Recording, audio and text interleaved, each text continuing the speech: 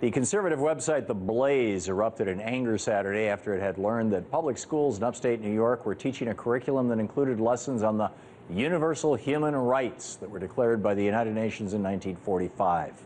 Those rights included things like the right to own property, the right to take part in the government of your country, the right to work, and the right to a standard of living adequate for the health and well-being of himself and his family. But one of the things not directly mentioned in the UN Declaration is the idea of creating a right to make a basic income whether you're employed or not. One group working to make that idea a reality is the Basic Income Earth Network. Joining me now is one of its co-founders, Professor Guy Standing, author of the book, The Precariat, the New Dangerous Class. Professor Standing, welcome to the program. Welcome. Thank you very much. Pleasure to be talking with you from Italy. Thank you very much, and thanks for staying up late. I know it's quite early in the morning there now. What is the universal basic income, and how do you track this back to the Declaration of Human Rights in the United Nations Charter? Well, a minor correction. It was 1948, not 1945, the Universal Declaration. And actually, the idea of a basic income goes back much further than that.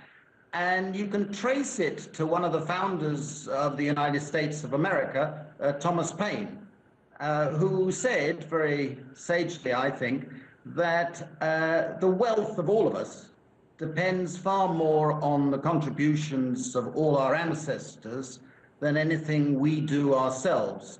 And your wealth, my wealth, whatever it might be, is much more due to the creative capacities of all those people who came before us. And in a sense, you could say that a basic income, a modest monthly payment to everybody, would be equivalent to a social dividend from all the investments that previous generations have made. Now, since we set up BIEN, as it's called, Basic Income Earth Network, it's become increasingly popular around the world. And I've just come back from India, where we're conducting a pilot where thousands of very poor people are receiving a monthly cash transfer, unconditionally, individually. Every man, every woman, every child is receiving it. And we've been mapping the effects on their lives, their work, their nutrition, their health, their schooling. And we've seen a transformation in the villages where the basic income has been paid. We've also been doing that in Africa, and we've been pushing it in Latin America. And when I first went there in Brazil in the mid-1990s, people laughed at the idea of having a basic income. But then President Lula, when he was elected, had the courage to introduce what's called the Bolsa Familia, whereby millions of people now receive a monthly basic income in effect. And over 60 million people in Brazil receive it. And it's been extremely successful, reducing inequality, lowering unemployment, increasing economic growth, and contrary to what the critics said, increasing people's work. Mm-hmm. So it's something that is very much a feasible option.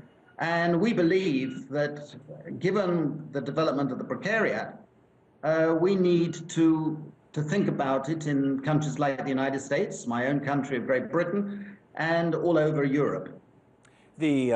Thomas Paine proposed that in his book Agrarian Justice, as I recall, and he suggested that it be established by each person upon birth, a certain amount of money being put into an account that would become available to them at adulthood, or the dividends of it would become available. We've played with things sort of like this in the United States right now. In Alaska, Sarah Palin, as governor, famously wrote a $2,000 check to every man, woman, and child in that state out of the Alaska Permanent Fund, a large fund of money from the oil revenues. And you know, every citizen gets that. That's not enough to really be a basic income, but it's a floor. And in the United States, we also have a tax credit if you live in poverty, where you actually get money back from the government. So this isn't, it seems, such a stretch from things that have actually been tried here, is it? Well, first of all, I don't want to give any credit to Sarah Palin for the Alaska Permanent Fund and the dividends. Oh, that I know. are paid out. I just throw that in because it makes conservatives crazy. I know. It was actually introduced by Jay Hammond in 1976, and it's gradually built up. I think the Alaska Permanent Fund and the dividends are an extremely good idea. They're not the same as a basic income.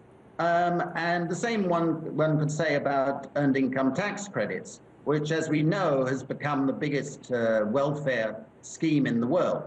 Now, the idea of earned income tax credits is quite unlike a basic income in the sense that it's supposed to top up low wages.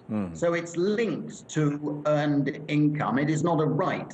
And in fact, the way it works, it is a subsidy on low-wage labor. And it encourages firms to pay low wages. Right. And it's really a subsidy to So it's a subsidy to Walmart, basically. Yeah, exactly. Yeah. It's a subsidy to Walmart and all those companies that can benefit from employing low-wage labor. And I think it's enormously expensive. It costs billions of dollars every year. It's one of the reasons why you have such a huge government deficit. And it contributes to an inefficient labor market and a very stupidly subsidized, distorting system. What would be an appropriate... I'm sorry. Sorry? Well, I was wondering, what would be an appropriate, if we were to establish something like you're suggesting here in the United States, where it's universal, everybody has it, whether they work or not, unconditional, and it's for every man, woman, and child. What would be a foundational amount, this Thomas Paine amount? What would be the amount that each person should get, in your mind, as a minimum? We have just a minute left here, sir. Yeah, I think one would have to develop it according to the country. And what we say is, in fact, you have to build towards a basic income, gradually converting your existing social transfers, your means-tested benefits like SNAP and so on, into unconditional benefits and put them together so that you would gradually move to paying a subsistence standard of living. I can imagine, for example, that in my own country, Britain, that what you would do is you'd take away your tax credits and your job seeker allowances, and you'd give everybody £100 a week, and then you would build up from that, and you would top it up with different types of benefits. Yeah. And what we've been doing in India, for example, is we've given very modest payments each month, but gradually the idea is to remove subsidies that are regressive and very inefficient and replace them with top-ups to the basic income. Absolutely perfect sense. Good. Professor Guy Standing, thanks so much for joining us tonight. I hope your idea works and it goes absolutely viral worldwide. Thank you.